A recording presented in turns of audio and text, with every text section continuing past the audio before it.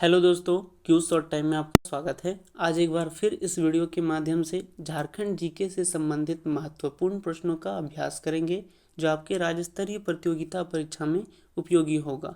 यदि इस चैनल में आप नए हैं तो सब्सक्राइब जरूर कर लें ताकि इस तरह की वीडियो आपको समय समय पर मिलती रहे।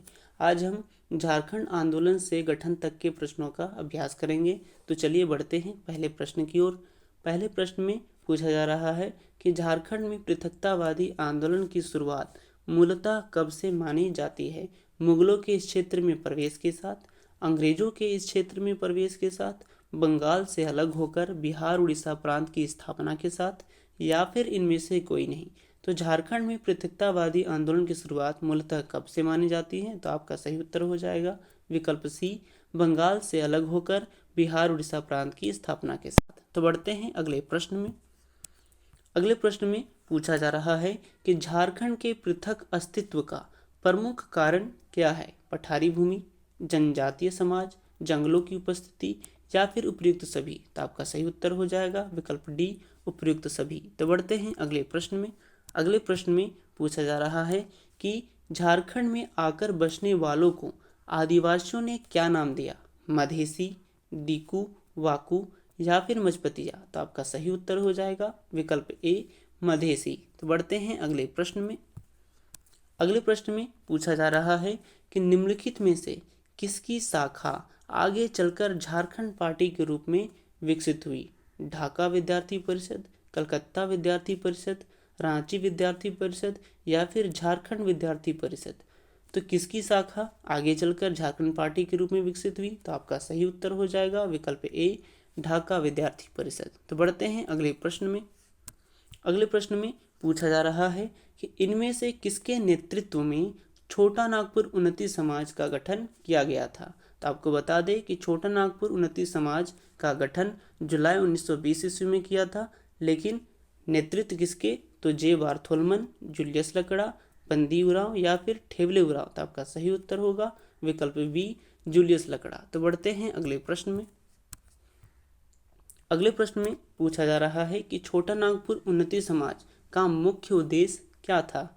छोटा नागपुर को पिछड़ी स्थिति से ऊपर उठाना, राजकीय सेवाओं तथा प्रतिनिधि सभाओं से आरक्षण, आदिवासियों के लिए नौकरी उपलब्ध करवाना, या फिर उपयुक्त सभी। तो छोटा नागपुर उन्नति समाज का मुख्य उद्देश्य क्या था? तो आपका सही उत्तर हो जाएगा विकल्प डी, उपयुक्त सभी। तो बढ़ते हैं अगले प्रश्न में। अगले प्रश्न में पूछा जा रहा है कि छोटा नागपुर उन्नति समाज ने किस पत्रिका का प्रकाशन किया? आदिवासी, झारखंड, बहिष्कृत, या फिर एकता। तो छोटा नागपुर उन्नति समाज ने किस पत्रिका का प्रकाशन किया? तो आपका सही उत्तर होगा विकल्प ए, आदिवासी। तो बढ़ते हैं अगले प्रश्न में। अगले प्रश्न में पूछा जा रहा है कि झारखंड क्षेत्र के लिए एक अलग राज्य के गठन की मांग स्थानीय आदिवासियों द्वारा छोटा नागपुर उन्नति समाज के मंच से औपचारिक रूप से प्रथम बार इस क्षेत्र में किसके दौरे के दौरान की गई? साइमन कमीशन, रॉलेट एक्ट, उपयुक्त दोनों, या फिर इनमें से कोई नहीं। तो आपका सही उत्तर हो जाएगा विकल्प ए, साइमन कमीशन। तो बढ़ते हैं अगले प्रश्न में।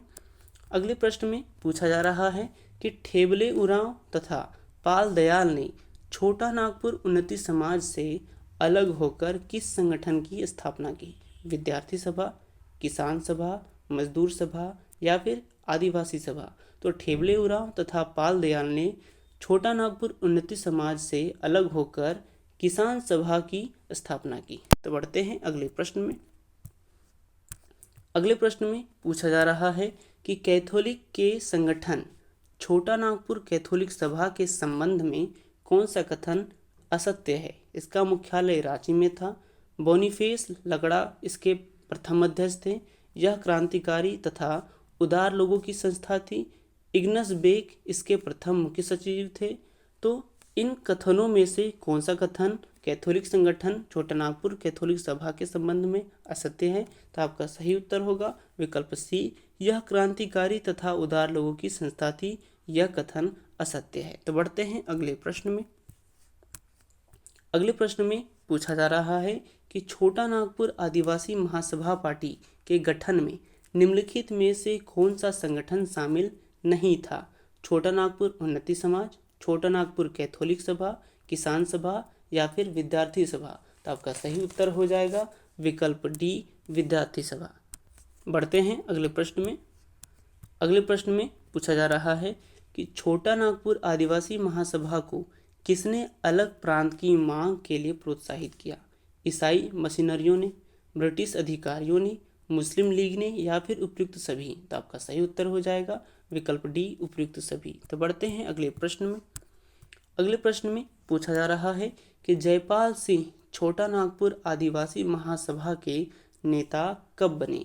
1939 ईस्वी में, 1938 ईस्वी में, 1937 ईस्वी में या फिर 1936 ईस्वी में? तो जयपाल सिंह छोटा नागपुर आदिवासी महासभा के नेता कब बने? तो आपका सही उत्तर हो जाएगा विकल्प ए, 1939 ईस्वी में। तो बढ़ते हैं अगले प्रश्न में।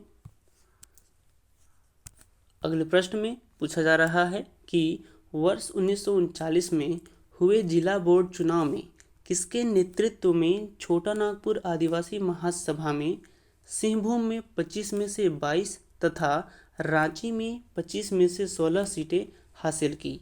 जूलियस तिग्गा, जयपाल सिंह, पालदयाल या फिर जे बार्थोलमन? तो आपका सही उत्तर हो जाएगा विकल्प बी, जयपाल सिंह। तो बढ़ते हैं अगले प्रश्न में। अगले प्रश्न में पूछा जा रहा है कि छोटा नागपुर में अपनी घटती साख के मद्देनजर कांग्रेस कार्य समिति ने आदिवासी असंतोष के कारण पता लगाने का जिम्मा किसे सौंपा? डॉक्टर राजेंद्र प्रसाद, लाल बहादुर शास्त्री, भीष्म नारायण सिंह या फिर डॉक्टर श्री कृष्ण सिन्हा को? तो आपका सही उत्तर हो जाएगा विकल्प ए, डॉक्टर राजेंद्र प्रसाद। तो बढ़ते हैं अगले प्रश्न में। अगले प्रश्न में पूछा जा रहा है कि निम्नलिखित में से किस तिथि को छोटा नागपुर आदिवासी महासभा का एक प्रतिनिधि मंडल बिहार के तत्कालीन मुख्यमंत्री डॉक्टर श्री कृष्ण सिन्हा से मिला?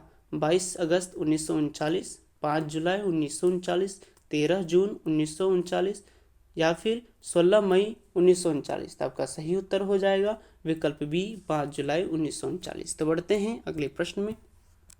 अगले प्रश्न में पूछा जा रहा है कि गैर आदिवासियों ने छोटा नागपुर में किस संगठन की स्थापना की?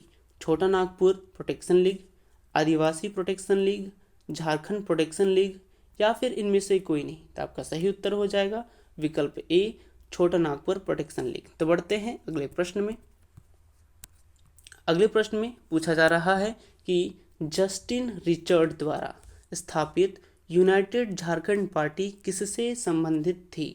आदिवासियों से, गैर आदिवासियों से, उपयुक्त दोनों से या फिर किसी से भी नहीं? तो आपका सही उत्तर हो जाएगा विकल्प सी, उपयुक्त दोनों से। जस्टिन रिचर्ड द्वारा स्थापित यूनाइटेड झारखंड पार्टी आदिवासियों से और गैर आदिवासियों से, ये दोनों से संबंधित थी। तो बढ़ते हैं अगले प्रश्न में। अगले प्रश्न में पूछा जा रहा है कि इनमें से किस वर्ष छोटा नागपुर आदिवासी महासभा ने जमशेदपुर अधिवेशन में यह निर्णय लिया कि गैर आदिवासी भी इस संगठन के सदस्य बन सकते हैं? 1944 ईस्वी में, 1946 ईस्वी में, 1948 ईस्वी में या फिर 1950 ईस्वी में? तो आपका सही उत्तर हो जाएगा विकल्प डी, 1950 ईस्वी में। तो बढ़ते हैं अगले प्रश्न में। अगले प्रश्न में पूछा जा रहा है कि छोटा नागपुर आदिवासी महासभा ने अपनी नीतियों में बदलाव करते हुए संगठन का नाम ही बदल दिया। उसने संगठन का नाम क्या रखा था? छोटा नागपुर पार्टी, झारखंड पार्टी, झारखंड महासभा या फिर छोटा नागपुर महासभा? तो उत्तर हो जाएगा इसका विकल्प बी, झारखंड पार्टी।